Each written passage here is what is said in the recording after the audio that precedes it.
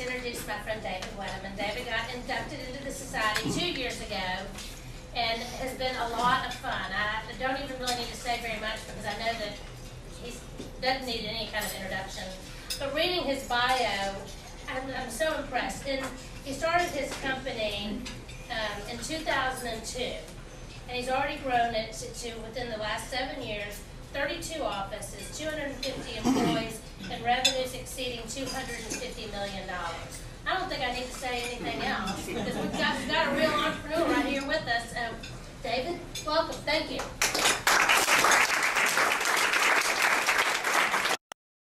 Thank you, Pearson. And I used to, before I did all that, I was 6'6" and didn't have any gray hair also. You know, it's kind of frightening to come up to talk about how do you become an entrepreneur or whatever it is that we are, because everybody has an opinion on how to do it, and the true story is there's not one right or one wrong way to do it. I was traveling this week and in the airport, and I stopped and picked up a Wall Street Journal, and startups, even the Wall Street Journal will tell you how to do it. Startups on a shoestring, how you too can start a company for $150. So, you know, it's amazing how many people have an opinion about how to do things. And usually when I'm talking to a group, I'm not getting paid for it. Nobody's putting any money in. So I always say my opinion is worth what you paid for it. So remember, your lunch was worth $25 today, okay? You know, that's the deal. The other couple other things to remind you, Pearson said this is a discussion. Discussion means it's a two-way street. So please stop me, ask questions, because I will bore you to death if you don't. I've been lucky, very, very lucky, very blessed. ReTrans is actually the second company that I've participated in starting. And people say, well, did you ever want to just start a company? I said, no, never thought about it. But at one point in time back in the 80s, I was going to get transferred to Oakland, California. Worked for a company, turned them down one time, turned them down a second time, knew I was fast along the line to become director of paper clips. Had a 1-year-old daughter at the time, a young woman named Ree, thus the company's name ReTrans. So I decided that we'd started a company called Mark 7. So my point for that is just remember one thing. Desperation can make you do wonderful things. And I was desperate. I had no clue. Didn't know what I was doing. And was just blind hog lucky. But after thinking about it, knowing that everybody's always got an opinion about how to do all this stuff, I thought I'd maybe digress a little bit. And people talk about, you know, to start a company you need a good accountant, you need good planning, you need good financial statements, you need people like Cindy Womack to back you up, you got to do all this kind of stuff, and that is true. But I really want to talk just a little bit more about something else, about how you do as a person. More from my perspective of what an entrepreneur is. First of all, companies, in my opinion, have a personality. Every company has a personality.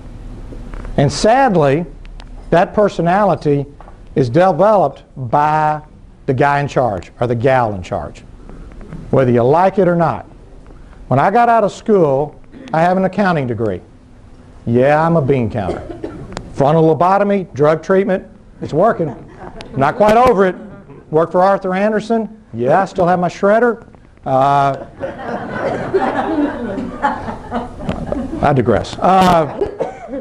But the deal is, you've got to start having a personality with your company. When I was, my first job in the logistics business, because that's what I do, I move stuff, I'm in the logistics business, I should probably say what ReTrans is. I was an internal auditor of a company. Well, that's got to be the worst job in the world. I said, not only do people, when I was an internal auditor, didn't listen to me, they ignored me. Well, the scary part about it is when you get promoted and you get a title, not only do they listen to what you say, they try to interpret what you're saying and try to figure out what do you really mean.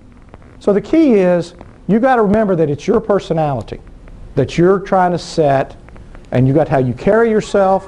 What do you mean? If it's my attorney, I'll be there in a minute. That's the kind of stuff that's very important. I mean, my good friend Mike Bruns has a certain personality that he put into his company. Remember that.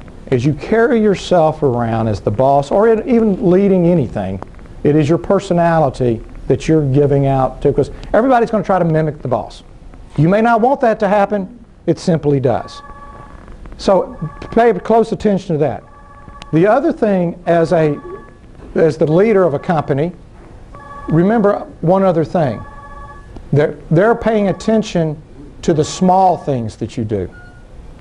They're paying attention to the small things to do.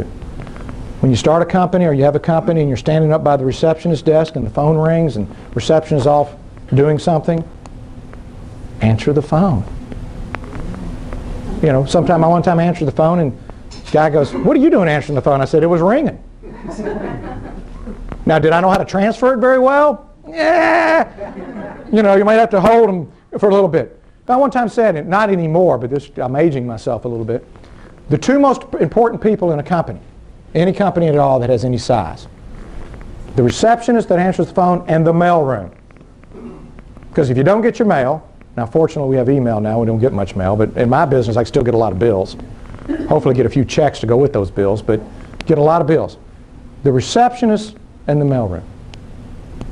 Because if you call in, if your customer calls in and doesn't get to you, you're SOL. You're done. It's the small things. It's not the big things. It's not coming up with some great idea. It's about execution. What I do in my business of logistics, we're a 3PL, we're the middleman in moving stuff. It's very easy. It's a very simple business. But you have to execute every day. We do over 250,000 transactions a year. You have to execute every day. So it's all about the small stuff. One of the other things that people that are in charge have a neglect to do sometimes, in my mind, is to undo their mistakes. We make a decision. By golly, we're going to do this. Off we go. And man, everybody is supposed to line up and charge down the hill with me, right, or up the hill. When you figure out it's wrong, undo it. There's great examples of that. One of the ones I always use is FedEx Zap Mail. That was a brilliant idea. It helped fax machines become, proliferate everywhere. But they undid their mistake. They got away from it. It didn't wreck the company, but they undid their mistakes. Too many companies, too many people get tied to their decision and want to ride it forever and ride it into the dirt because they won't change their mind. Undo your mistake and admit it. That also helps you with your employees. It helps you with your customers. I was on a call this week in Charlotte. We had done some good things with this customer, it's a big customer of ours, and we had done some bad things. And I went in and said, look, we screwed some stuff up. We have fixed how we were doing it. We undid our mistake and took the hit. The customer was very appreciative of the fact that you said you messed up before you started. That's very important. First of all, they couldn't yell at me. He said, well, how can you yell at him? He's already admitted it. It's like when your kid comes home and admits. It takes all the steam out of you sometimes, that you should do that.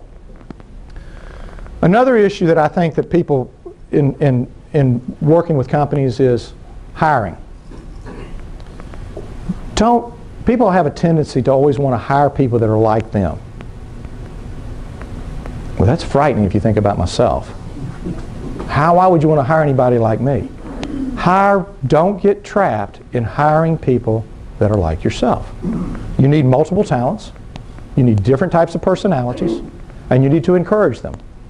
Now, they'll probably drive you crazy because they do have multiple personalities and different things and things like that, but encourage differences.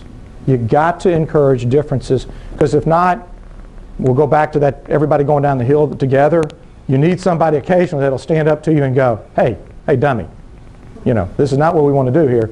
You want to encourage different personalities. The other thing is hire slow and fire slower. And what I mean by that is I've been blessed. I've got some people that have worked with me for 20 years. Why they put up with it, I have not a clue. But they are such a great core group of people who support the organization. And by doing that, and by supporting them, I know where they are all the time. We talk in shorthand because they know the answer before they ask the question. And you get this great sense of loyalty. And also, it makes it a lot more fun when you have people around you that you care about and it has done, you know, things to work out that way. One planning comment. Don't ever use your best scenario when you plan, because you're never going to do your best scenario. You may do better than it, but you're never going to do it. Being an old bean counter, remember the one thing about budgets, they're only made to be broken. You never make them. If you did, you cheated. Okay? So don't use your best one. An example of that, I may step on some toes with people who sell computer systems and information systems. I have a favorite line. Somebody comes in to sell you a computer system, double the price and double the time, and if you still want it, buy it. Because it always seems to take longer to implement and more expensive to do that. Talk about some mistakes that I've made. And then I'm going to shut up and hopefully you'll have questions. One of the things that I've not done as good a job as I'd like is to not become my business. Have a balanced life. Don't become your business. Nobody likes that, because then you become one-dimensional and you forget things. Have balance in your life. I was very lucky when I started Mark 7, or when we started Mark 7, I had my daughter Maria, who I call Ree, that's why we got ReTrans, was 1 year old. And it was wonderful to be able to come home at night after getting beat up all day long and being busy and get on the floor and play whatever it was we were playing. She didn't care. We had fun. And within 30 minutes, you were a lot more relaxed. Keep that balance. Keep the balance in your life. It'll also make you better with your customers. It'll make you better with your employees. And the other final thing is celebrate your successes. Have fun with it. Say, golly, that was great. We had a good time. We did good. Because by the way, when you mess up, everybody knows it. And you're going to celebrate that too. Not in such a good way.